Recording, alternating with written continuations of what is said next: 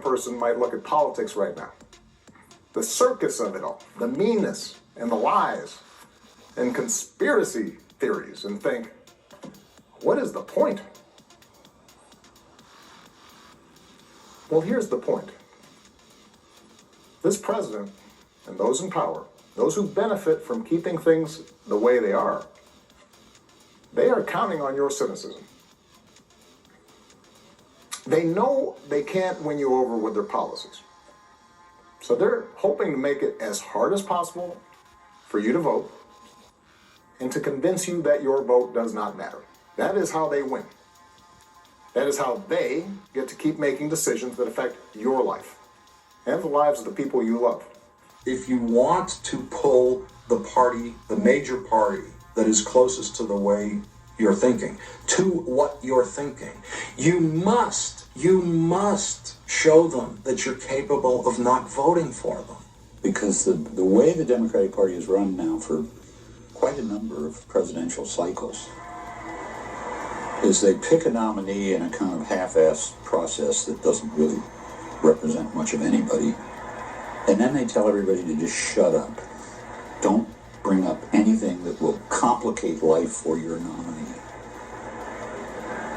You know he's not for you on this. Why badger him? He's not going to be for you for reasons that you don't understand but are good reasons. Shut up. Turn off your brains. If you don't show them you're capable of not voting for them, they don't have to listen to you. I promise you that. I worked within the Democratic Party. I didn't listen or have to listen to anything on the left while I was working in the Democratic Party because the left had nowhere to go. Hey guys, this is Tommy with Tommy Nation Politics. How's everyone doing today? Do you know where the virus came from, Mr. Anderson? Were you there when it crept its way up into the earth and Mother Nature's arms exited through the womb, Mr. Anderson? Anything but one more reality show that he can use to get the attention he craves. Free thinkers consider free thought as a natural freedom from all negative and elusive thoughts acquired from the society. Truth should be formed only on Donald the Trump basis hasn't of gone logic, into the job reason, because he can't. empiricism, rather The than consequences authority, of that failure tradition, are severe. revelation, or dogma. You're someone who doesn't bend 170,000 Americans dead. mainstream social norms, Millions of jobs. someone who doesn't gone. bend to the Those at the will top of taking the more than conventional ever. wisdom. If so, Our Tommy worst Nation. impulses unleashed. Our proud reputation around the world badly diminished. And our democratic institutions threatened like never before. I mean, you got the first sort of mainstream African American who was articulate and bright and clean and a nice looking guy. I mean, that's a storybook, man.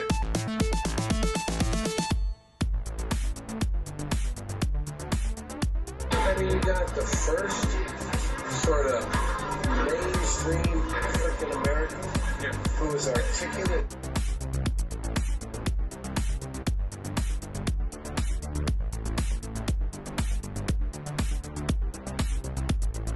Bright and clean. Nice looking guy.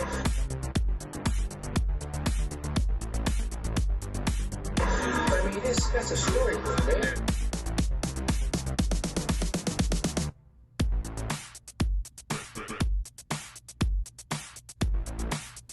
I mean, you'd have to ask Senator Biden what Hours after he made these comments to CNN, Senator Obama released a statement saying, quote, "I didn't take Senator Biden's comments personally, but obviously they were historically inaccurate." I mean, you got the first sort of mainstream African American who was articulate and bright and clean and a nice looking guy. I mean, that's a storybook, man. was the one or two issues that most disappointed you or surprised you as far as President Obama is concerned and caused you to leave his side? Wolf, I have to tell you, I don't have to go any further than 24 hours ago. When I heard the Vice President of the United States, someone I grew up admiring, someone I've been on platforms with, when I heard him go to Danville, Virginia, and talk about politics in a way that no serious candidate ought to talk about it, when I heard him reach to the bottom of the deck and talk about one party putting people in chains, when I heard someone that I admired and have been on platforms with talk about ordinary conservative principles as being essentially racial viciousness, because that's the allegation he was making yesterday, I was disappointed by it, but I have to tell you, it brought back memories to me.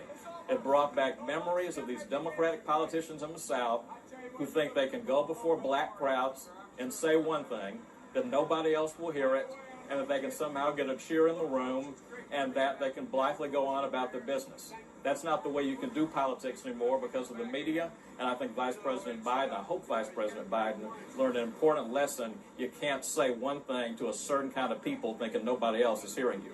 Well, there were TV cameras there. I assume he knew that everyone would be watching an event like this. It wasn't just simply a closed-door event, but what the campaign, the Obama campaign, says is he was simply referring to what Republicans have said, that they want to, quote, unshackle big business in the United States and get rid of many of the regulations, and he was responding to that. Does that make sense to you? Wolf, I know that's the spin and it's creative. I'll give him credit for creativity, but I happen to have spoken to a few African-American audiences in my time, represent a predominantly African-American district. I know what Joe Biden was doing yesterday, and every black person in that room knew who the y'all was. They knew what the chains were about. They knew what the metaphor was, and I will give that audience credit. If you listen to a tape of that audience, you actually hear what appear to be boos, or what appears to be shock from some people in that audience. That says a lot that is very good about people in that audience, that when Joe Biden went to a place he never should have gone, that instead of getting the cheers he just knew he'd get, he got a negative reaction from a lot of the African Americans in the room. That doesn't lift up Joe Biden or excuse his comments, but it says something positive about people in that audience. Well, let me just be precise before we move on. What are you saying that this represents, this underscores, as far as the vice president is concerned? It's a divisive tactic that's insulting to African Americans. It's insulting to the American people. It's an insult to the legacy that he used to build up as an orator who knew how to inspire people instead of strike fear in people's hearts. And it ought to embarrass President Obama. President Obama has talked so movingly about our country moving beyond race, and his own vice president makes this kind of comment yesterday. It was wrong, and the president ought to be embarrassed by it, and the president ought to say it was wrong. Some of you have already made up your mind. But maybe you're still not sure which candidate you'll vote for, or whether you'll vote at all. Maybe you're tired of the direction we're headed, but you can't see a better path yet. Or you just don't know enough about the person who wants to lead us there. So let me tell you about my friend, Joe Biden. Hey guys, Chris here, Tommy Nation Politics. Let's see what Sleepy Joe has to say today in his public speech at the day 4 of the DNC 2020. Let's see what he has to say and see how we react to it. Let's start. Civil rights movement left us with this wisdom: give people light, and they will find the way. Give people light. Those are words for our time. The current president has cloaked American darkness for much too long. Too much anger, too much fear, too much division. Here and now, I give you my word. If you entrust me with the presidency, I will draw on the best of us, not the worst. I'll be an ally of the light, not the darkness. It's time for us, for we the people, to come together. And make no mistake, United, we can and will overcome this season of darkness in America. We'll choose hope over fear, facts over fiction, fairness over privilege. I'm a proud Democrat, and I'll be proud to carry the banner of our party into the general election. So it's with great honor and humility I accept this nomination. So far, he's taken us to the light, not the dark. So he's not a Sith warrior, so he keeps in the light side. So he feels like Obi-Wan, and wants to keep us from fear, united like President Bush did. He said it just the same way. Let's see what else he has to say. President of the United States candidate, I will be an American president. An American president. I'll work hard for those who didn't support me, as hard for them as I did for those who did vote for me. And get to work. That's the job of a president, to represent all of us, not just our base or our party. This is not a partisan moment. This must be an American moment. It's a moment that calls for hope and light and love. Hope for our future. Light to see our way forward. And love for one another. America isn't just a collection of clashing interests of red states and blue states. We're so much bigger than that. We're so much better than that. You know, nearly a century ago, Franklin Roosevelt pledged a New Deal in a time of massive unemployment, uncertainty, and fear. Stricken by a disease, stricken by a virus, FDR insisted that he would recover and prevail, and he believed America could as well. And he did, and we can as well. This campaign isn't just about winning votes. It's about winning the heart and, yes, the soul of America. Winning it for the generous among us, not the selfish. Winning it for workers who keep this country going, not just the privileged few at the top. Winning it for those communities who have known the injustice of a knee on the neck. For all the young people who have known only America being rising inequity and shrinking opportunity. They deserve the experience of America's promise. They deserve to experience it in full. You know, no generation ever knows what history will ask of it. All we can ever know is whether we're ready when that moment arrives. And now history has delivered us to one of the most difficult moments America's ever faced. Four historic crises, all at the same time. A perfect storm. The worst pandemic in over 100 years. The worst economic crisis since the Great Depression. The most compelling call for racial justice since the 60s. And the undeniable realities and just the accelerating threats of climate change. And stop talking and do something about it. The question for us is simple. Are we ready? I believe we are. We've been ready. We've been waiting on y'all. You know, We've been working. Election's important. We know in our bones this one is more consequential. As many have said, America's at an inflection point. A time of real peril, but also of extraordinary possibilities. We can choose a path of becoming angrier, less hopeful, more divided, a path of shadow and suspicion, or we can choose a different path and together take this chance to heal, to reform, to unite, a path of hope and light. This is a life-changing election. This will determine what America is going to look like for a long, long time.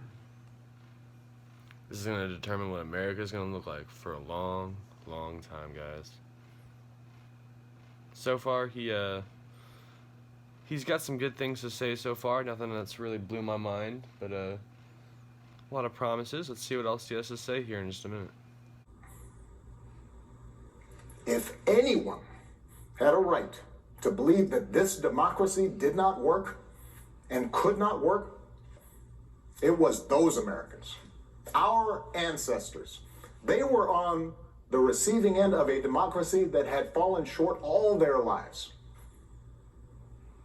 They knew how far the daily reality of America strayed from the middle. And yet, instead of giving up, they joined together. And they said, somehow, some way, we are going to make this work. We are going to bring those words in our founding documents to life. Yes, we can. Yes, we did. I have said repeatedly that I intend to close Guantanamo, and I will follow through on that. Did he close Gitmo? By the authority vested in me as president, Guantanamo will be closed no later than 1 year from now. And I put forth a plan for universal health care to cut the cost of health care. We will wage the war that has to be won, getting out of Iraq and on the right battlefield in Afghanistan and Pakistan. An additional 30,000 U.S. troops to Afghanistan. While in the next sentence. After 18 months, our troops will begin to come home. Right now, we need a different kind of politics. It does not mean, I think, changing positions whenever it's politically convenient. I think what we need right now is honesty with the American people about where we would take the country. That's how I'm trying to run my campaign. That's how I will be as president. Now, I had no doubt, and I said at the time, when I opposed the surge, that given how wonderfully our troops perform, if we place 30,000 more troops in there, then we would see an improvement in the security situation, and we would see a reduction in the violence. But what I said, even at the time of the debate in the surge, was that when you put 30,000 American troops in, of course it's going to have an impact. There's no doubt about that. We can send 15,000 more troops, 20,000 more troops, 30,000 more troops. I don't know any expert on the region or any military officer that I've spoken to privately that believes that that is going to make a substantial difference on the situation on the ground. But here's the thing, Larry, even those who support the escalation have acknowledged that 20,000, 30,000, even 40,000 more troops placed temporarily in places like Baghdad are not going to make a long-term difference. actually doubled down and initiated a surge. And at that stage, I said very clearly, not only have we not seen improvements, but we're actually worsening potentially a situation there.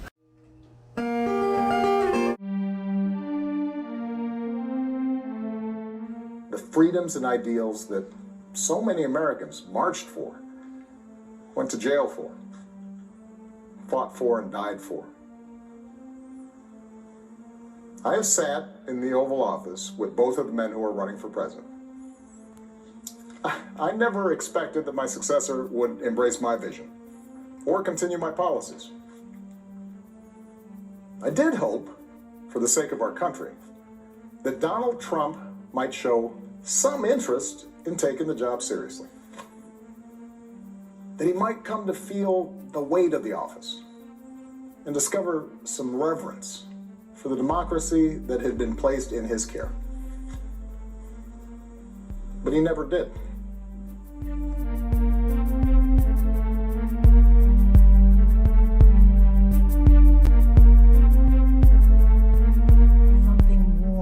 Something better for their kids. There's a lot of beauty in that story. There's a lot of pain in it too. A lot of struggle and injustice and work left to do. And who we choose as our president in this election will determine whether or not we honor that struggle and chip away at that injustice and keep alive the very possibility of finishing that work. I think you forgot what struggle is, Michelle. I think you forgot what struggle is.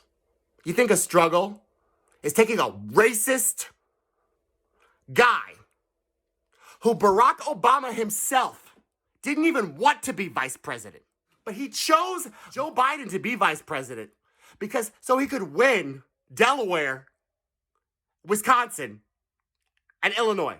Barack Obama chose Joe Biden just to win states. Stop pretending like we're fucking idiots. We're not all fucking idiots, Michelle. We remember. Some of us remember why Joe Biden was vice president.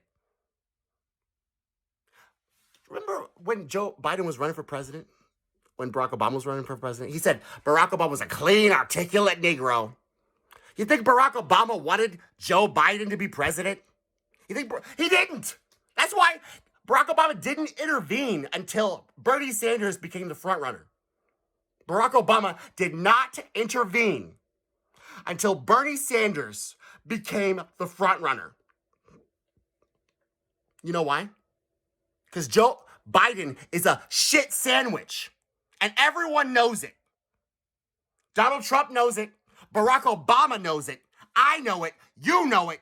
Stop lying.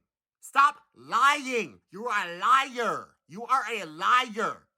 I don't give a shit how much lip gloss you have. I don't care how much of the weave that you did real good. Probably took 3 hours, didn't it? Probably more than that. You probably got some slaves from Africa. So Libya, you know, now that there's slaves in Libya because of you guys. Probably got some slaves in Libya to do your hair, didn't you? Yeah, it took a long time. You know what sacrifice is, Michelle? Sacrifice is realizing that you don't even have a fucking job anymore on a Friday night out of nowhere. That's what sacrifice is. Sacrifice is when you are poor as fuck, you can't afford the rent, and then your kid gets sick and you have to stay home from work. That's what sacrifice is, Michelle. Me voting for Joe Biden, a racist, is not a sacrifice. It's not. Was at a swanky fundraiser for his campaign in New York City. Those rich people, and he told them, "Don't worry, nothing is going to fundamentally change when I'm president." That's right.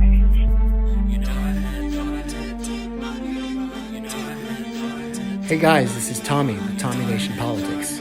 How's everyone doing today?